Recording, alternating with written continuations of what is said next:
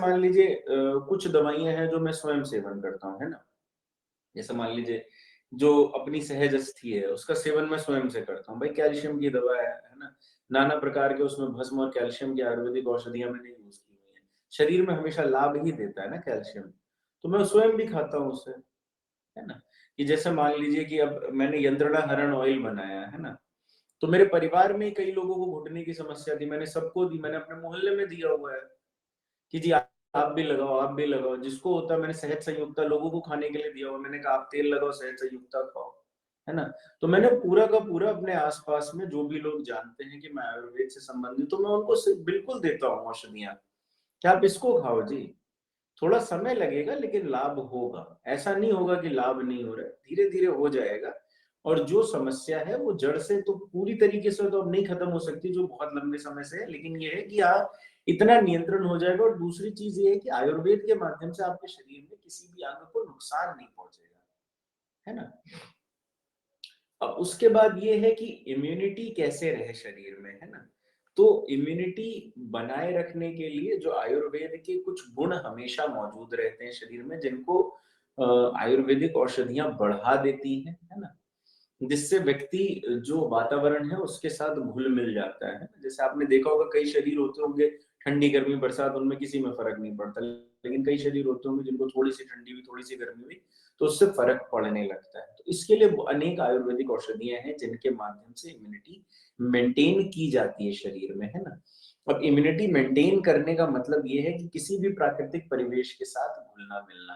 प्राकृतिक परिवेश के साथ घुलने-मिलने का अर्थ है कि आपकी ईड़ा और पिंगला का उसी प्रकार से कार्य करना, जिस प्रकार से प्रकृति में इस समय तापमान में परिवर्तन आ रहा है।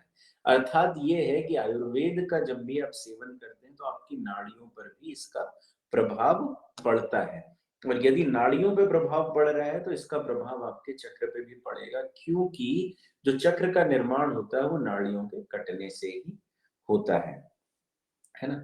एक प्रश्न था मैंने देखा था वो कि अ, क्या एक हेल्दी बॉडी को आयुर्वेदिक मेडिसिन रिक्वायर्ड है या नहीं है? मान लीजिए कोई व्यक्ति संपूर्णतः हेल्दी है, उसको कोई भी समस्या जीवन में नहीं है, किसी भी प्रकार की रोग की अथवा किसी भी प्रकार की कोई समस्या नहीं है, तो क्या उसे ज़रूरी है कोई भी मेडिसिन लेना या आयुर्वेदिक मेडिसिन लेना? देखिए जैसे कि मैंने बताया आयुर्वेदिक मेडिसिन आपका भोज्य पदार्थ खाने की तरह नहीं है, है ना? खाना आप खा रहे हैं वो भी आयुर्वेद से रिलेटेड है, आप हल्दी का रोज़ सेवन कर रहे हैं ना? नाना प्रकार के गरम मसालों में गरम मसाले का सेवन कर रहे हैं, तरह-तरह से जला के कर रहे हैं, कैसे भी कर रहे हैं, लेकिन कुछ पार्ट तो शरीर में जा ही रहा है ना? तो उससे आपकी इम्यूनिटी मेंटेन है। तो जो एकदम निर्धारित फिक्स्ड मेडिसिन्स हैं, जिस प्रकार से आपका खाना है, उस प्रकार की आप मेडिसिन का सेवन कर सकते हैं, अन्यथा आपको आवश्यकता नहीं है ज़बरदस्ती किसी भी मेडिसिन का सेवन करने की। लेकिन जब मैं अभी आगे थोड़ा-सा और चीज़ें बताऊँगा, तो उसके बारे में बताऊँगा कि किस प्रकार से व्यक्ति आयुर्वेद का चयन कर सकता है ना? और इसके बाद क्या रहता है कि एक हमें बैलेंस और हेल्दी डाइट क्या खानी चाहिए, है ना?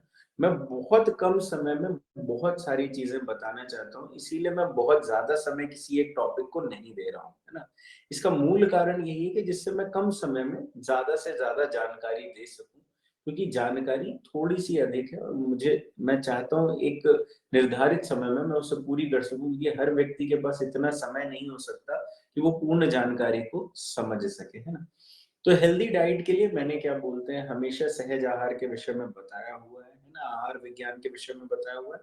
आप उसको फ़ॉलो कर सकते हैं कि जो भी पूरी तरीके से पका हुआ चीज़ है आप उसका सेवन करें। पका हुआ का अर्थात जैसे गेहूँ हो गया, दालें हो गई, है ना? मटर हो गई। तो मटर हरी की जगह सफ़ेद मटर खाएँ, है ना? पकी हुई सब्जियाँ खाएँ जिनके बीज आदि पक गए हों। क्योंकि जिनका स्वयं से जीवन पूर्ण हो चुका है, जैसे मान लीजिए चने हैं, है ना? आप उन्हें भिगो देंगे तो वो तुरंत एक नया जीवन में परिवर्तित होने की क्षमता रखते हैं।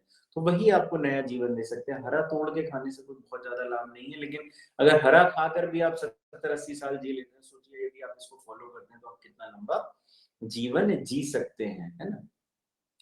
और कोशिश करें कि बहुत ज़्यादा मांसाहार का सेवन ना करें, जितनी आवश्यकता हो उतना ही करें, नहीं करेंगे तो ही अच्छा है।